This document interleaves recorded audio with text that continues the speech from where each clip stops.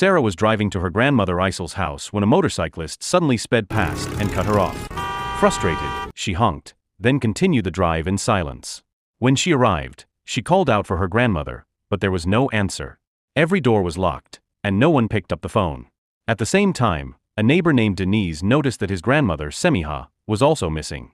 He became uneasy, remembering that Semiha had mentioned having heart problems.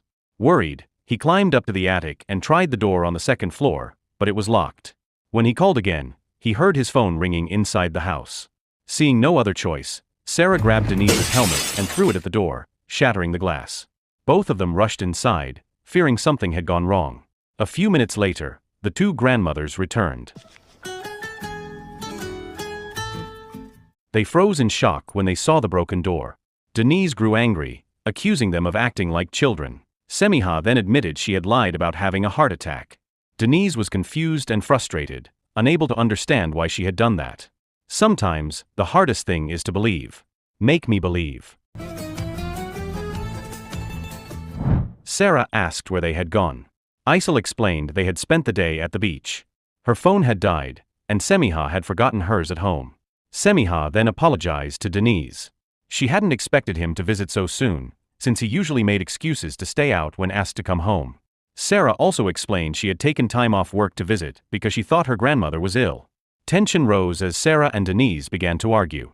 They had disliked each other since they were 15, and the old rivalry quickly surfaced.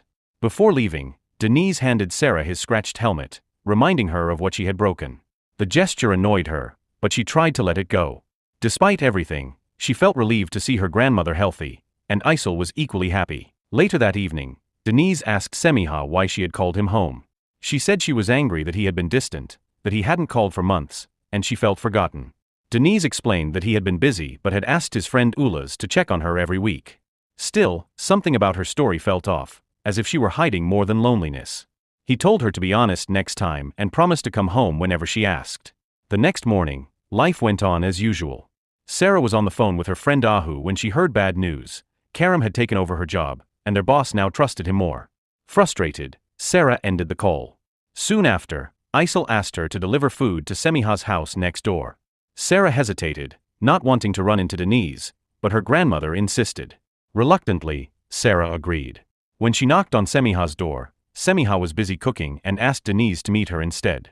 Denise refused at first, but Semiha insisted. When he finally appeared, Sarah handed him the food without saying much.